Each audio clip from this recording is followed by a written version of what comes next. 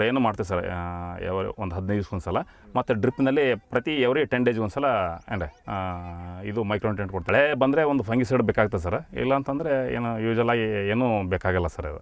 ದಾಳಿಂಬೆ ಹಣ್ಣಿನ ಸಂರಕ್ಷಣೆಗೆ ಹಳೆಯ ಸೀರೆಗಳನ್ನು ಬೆಳೆಗಳ ಮೇಲೆ ಹೊದಿಸಿ ಬಿಸಿಲ ಬೇಗೆಯನ್ನು ತಪ್ಪಿಸಿದ್ದಾರೆ. ಸರ್ ಇದ್ರ ಮೇಲೆ ಸೀರೆಗಳು ತರಿಸಿ ನಾವು ಹಳೆ ಸೀರೆಗಳನ್ನೆಲ್ಲ ತರಿಸಿ ಹೊಲಿಸಿ ಅವನ ಮೇಲೆ ಎಲ್ಲ ಕವರ್ ಮಾಡಿದ್ದೀವಿ ಸರ್. ಹ್ಞೂ ರೀ ಸರ್, ಇದು ಬಿಸಿಲಿಗೆ ಹಣ್ಣುಗಳು ಹಾಳಾಗಬಾರ್ದು ಅಂತಂದು ಆ್ಯಂಡ್ ಒಳ್ಳೆ ಕಲರ್ ಬರಲಿ ಅಂತಂದು ಹಾಕಿದ್ದೀವಿ ಸರ್. ಹ್ಞೂ ರೀ ಇದರಲ್ಲಿ ಬ್ಲೈಟ್ ಏನಾದರೂ ಗಾಳಿಯಲ್ಲಿ ಮುಖಾಂತರ ಇಲ್ಲಿ ಪಕ್ಕ ತೋಟದಿಂದ ಬರ್ತಕ್ಕಂಥ ಚಾನ್ಸ್ ಇತ್ತಪ್ಪ ಅಂತಂದರೆ, ಪಪ್ಪಾಯಿ ಇತ್ತಪ್ಪ ಅಂದರೆ ಅದಕ್ಕೆ ಸ್ವಲ್ಪ ರಕ್ಷಣೆ ಬೆಳೆಯಾಗಿ ಆದ ಕಾರಣ ನಾವು ಅದನ್ನ ಪಪ್ಪಾಯಿ ಬೆಳಿತೀವಿ ಸರ್.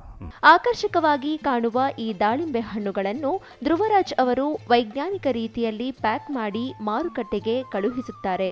18 ತಿಂಗಳು ನಾವು ಬೆಳೆಸಿ ಬಿಡಬೇಕಾಗ್ತದೆ ಸರ್. 24 ತಿಂಗಳಿಗೆ ಕ್ರಾಪ್ ಬರುತ್ತೆ ಸರ್. ಇದು ಫಸ್ಟ್ ಕ್ರಾಪ್ ಸರ್ ಇದು. ಅದು ಇನ್ನೊಂದು 7 ಎಕರೆ ಇತ್ತು ಸರ್, ಅದು ಆಲ್ರೆಡಿ ಕಟಾವಾಗಿದೆ. ಅದು ಅದು 4ನೇ ವರ್ಷದ ಸರ್. ಡೈರೆಕ್ಟ್ ಮಾರ್ಕೆಟಿಗೆ ಕಳಿಸ್ತಾ ಇದ್ದೀವಿ ಸರ್. ಇಲ್ಲ ಸರ್, ಅದರಲ್ಲಿ ನಾವು ಸನ್ಬರ್ನ್ ಆದದ್ದು ತೆಗಿತೀವಿ ಸರ್, ಉಳ್ಕೆದೆಲ್ಲ ಒಂದೇ ಥರ ರೇಟ್ ಕೊಟ್ಟಿದ್ದೀವಿ ಸರ್. ಅವರು ಏನು ಮಾಡ್ತಾರೆ ಸರ್, ಅವ್ರು ಗ್ರೇಡಿಂಗ್ ಮಾಡ್ಕೊಂಡು ಅವ್ರು ಮಾರ್ಕೆಟ್ನಲ್ಲಿ ಸೇಲ್ ಮಾಡ್ತಾರೆ ಸರ್. ಅವರು ಇಲ್ಲಿ ಕೆ ಜಿ ಲೆಕ್ಕದಲ್ಲಿ 92 ರೂಪಾಯಿ KG ಹಂಗೆ ಕೊಟ್ಟಿದ್ದೀವಿ ಸರ್ ಇಲ್ಲೇ ತೋಟದಲ್ಲಿ. ಸರ್ ನೀರು ಅನುಕೂಲ ಇದ್ದವರು ಮಾಡ್ಬೋದು ಅಂತ ಹೇಳ್ತೀವಿ ಸರ್. ವರ್ಷಕ್ಕೊಂದು 15 ಲಕ್ಷ ತನಕ ನಮಗೆ ಲಾಭ ಬಂದಿದೆ ಸರ್. ಒಂದು ಎಕರೆಯಿಂದ ಮಾಡ್ಬೋದು ಅಂತ ಹೇಳ್ತೀವಿ. ಲೇಬರ್ ಜಾಸ್ತಿ ಏನು ಬೇಕಾಗಿಲ್ಲ ಸರ್. ಒಂದು ಎಕರೆ ಒಬ್ಬರು ಇಬ್ಬರು ಅದರ ಲೆಕ್ಕ ಬೇಕಾಗ್ತದೆ ಸರ್. ನಮ್ಗೆ 30 ಎಕರೆಗೆ ಸುಮಾರಾಗಿ ಒಂದು 30 ಲಕ್ಷ ಖರ್ಚು ಮಾಡಿದ್ದೀನಿ ಸರ್. ಒಂದು 70 ರಿಂದ 80 ಲಕ್ಷ ಇಳುವರಿ ಬರೋ ಇದೆ ಸರ್. ಹೀಗೆ ವಿನೂತನ ರೀತಿಯಲ್ಲಿ ದಾಳಿಂಬೆ ಕೃಷಿಯನ್ನು ಮಾಡುತ್ತಿರುವುದಲ್ಲದೆ ವೈಜ್ಞಾನಿಕ ಕ್ರಮದೊಂದಿಗೆ ದಾಳಿಂಬೆಗಳಲ್ಲಿ ಗುಣಮಟ್ಟವನ್ನು ಕಾಯ್ದುಕೊಂಡು ಮಾರುಕಟ್ಟೆಗೆ ಕಳುಹಿಸುತ್ತಿರುವುದರಿಂದ ಇವರು ಬೆಳೆದ ದಾಳಿಂಬೆ ಹಣ್ಣುಗಳು ಬಹು ಬೇಡಿಕೆಯನ್ನು ಪಡೆದುಕೊಂಡಿದೆ.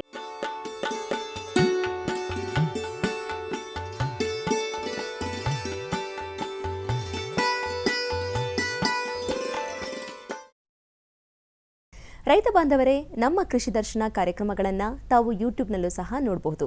ಯೂಟ್ಯೂಬ್ನಲ್ಲಿ ನ್ಯಾರೋಕ್ಯಾಸ್ಟ್ ಬೆಂಗಳೂರು ಚಾನೆಲ್ಗೆ ಹೋದರೆ ನೀವು ಇಷ್ಟಪಟ್ಟಂತಹ ಕೃಷಿ ದರ್ಶನ ಕಾರ್ಯಕ್ರಮಗಳನ್ನು ನೋಡಿ ಲೈಕ್ ಮಾಡಿ. ಹಾಗೆ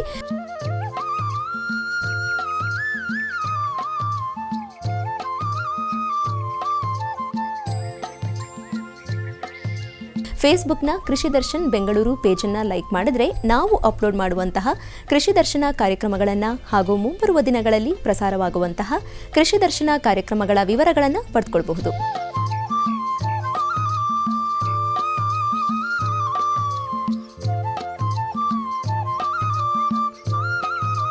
ರೈತ ಬಾಂಧವರೇ, ಇಂದಿನ ಕೃಷಿ ದರ್ಶನ ಕಾರ್ಯಕ್ರಮ ನಿಮಗೆ ಇಷ್ಟವಾಗಿದೆ ಅಂತ ಭಾವಿಸ್ತಾ ಇದ್ದೀವಿ. ಮತ್ತೆ ಭೇಟಿಯಾಗ್ತೀವಿ ಮುಂದಿನ ಕೃಷಿ ದರ್ಶನದಲ್ಲಿ. ನಮಸ್ಕಾರ. ಪಲ್ಯದಾಗ ಮಸಾಲೆ ಹೆಚ್ಚಾಗಿದೆ, ಅದ ಹೆಸರು ಏನು, ಅದಕ್ಕೆ ಎಷ್ಟು ಬೇಕೋ ಅಷ್ಟೇ ಹಾಕಂತ. ನನ್ನಿಂದ ಯಾವಾಗಾದ್ರೂ ಒಮ್ಮೆ ಆಗ್ತದ. ಮತ್ ನೀವಂತೂ ಯಾವಾಗ್ಲೂ ಹೊಲದಾಗ ಅದೇನೇನೋ ಕೀಟನಾಶಕ ಹಾಕ್ತಿರ್ತೀರಿ, ಅದ್ರದ್ದೇನು? ಸರಿಯಾಗಿ ಹೇಳ್ತಿದ್ದಾಳ ನಿಮ್ ಸೊಸೆ. ನೋಡು, ಹೊಲಕ್ಕೆ ಎಷ್ಟು ಬೇಕೋ ಅಷ್ಟೇ ಔಷಧಿ ಹಾಕು. ನೆನ್ಪಿಡ್ರಿ, ಕೀಟನಾಶಕಗಳು ವಿಷಕಾರಿಯಾಗಿರ್ತಾವ. ಡಬ್ಬಿ ಮ್ಯಾಲ್ ಬರೆದ ಸೂಚನೆ ಹಂಗ ಔಷಧ ಹಾಕ್ಬೇಕು. ಮೊದಲು ಫೆರೋಮಾನ್ ಟ್ರಾಪ್, ಲೈಟ್ ಟ್ರಾಪ್, ಮಿತ್ರ ಕೀಟ, ಜೈವಿಕ ಕೀಟನಾಶಕ ಇತ್ಯಾದಿಗಳನ್ನು ಬಳಸಿ. ಅಗತ್ಯ ಬಿದ್ದರೆ ಮಾತ್ರ ರಾಸಾಯನಿಕ ಕೀಟನಾಶಕ ಬಳಸಿ. ಸಿಂಪಡಣೆಯನ್ನು ಬೆಳಿಗ್ಗೆ ಇಲ್ಲ ಸಂಜೆಗೆ ಕೈಗವಸು, ಮಾಸ್ಕ್ ಮತ್ತು ತುಂಬು ತೋಳಿನ ಬಟ್ಟೆ ಧರಿಸಿ ಮಾಡಿ. ಗಾಳಿಯ ದಿಶೆಯಲ್ಲಿ ಸಿಂಪಡಿಸುತ್ತಾ ಹಿಂದಕ್ಕೆ ಹೋಗಿ ಔಷಧಿಯ ಡಬ್ಬಿ, ಸಿಂಪಡಿಸುವ ಯಂತ್ರವನ್ನು ಸುರಕ್ಷಿತವಾದ ಸ್ಥಳದಲ್ಲಿ ಇಡಿ. ಈಗ ಸ್ವಲ್ಪ ಆದ್ರೂ ತಿಳಿತೇನು? ಹಾ, ತಿಳ್ಕೊಂಡ ನನ್ನ ರಾಣಿ. ದೊಡ್ಡನಾಗಂಗಿಲ್ಲ ಇನ್ನು ಜಾಣಿ. ನೀರ್ ಕುಡ್ಸಿದ್ಲಪ್ಪ ನಿಂಗೆ ನೀನ್ ರಮಣಿ.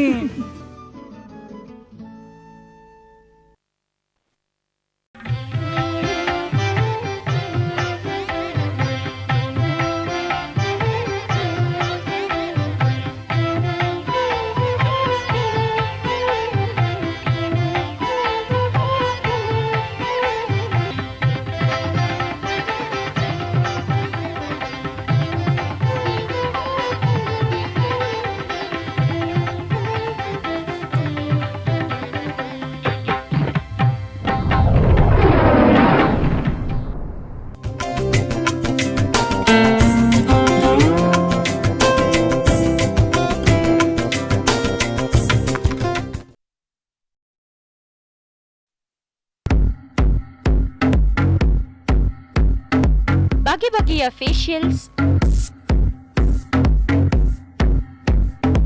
ಟ್ರೆಂಡಿ ಆಭರಣಗಳು,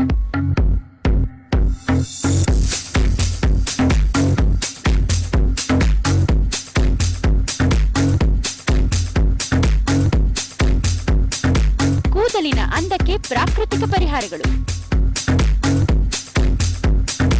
ನಿಮ್ಮ ಅಂದಕ್ಕೆ ತಕ್ಕಂತಹ ಉಡುಪುಗಳು,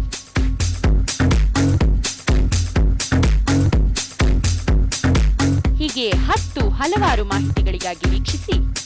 ಸೌಂದರ್ಯದ ಜೊತೆಗೆ ಅರಿವನ್ನು ಮೂಡಿಸುವಂತಹ ಕಾರ್ಯಕ್ರಮ ಚೆಲುವಿಗೆ ಚಿತ್ತಾರ. ಭಾನುವಾರದಿಂದ ಬುಧವಾರದವರೆಗೆ ಮಧ್ಯಾಹ್ನ 3 ಗಂಟೆಗೆ, ಗುರುವಾರ ಮತ್ತು ಶುಕ್ರವಾರ ಬೆಳಗ್ಗೆ 11 ಗಂಟೆ 30 ನಿಮಿಷಕ್ಕೆ ನಿಮ್ಮ ನೆಚ್ಚಿನ ಚಂದನ ವಾಹಿನಿಯಲ್ಲಿ.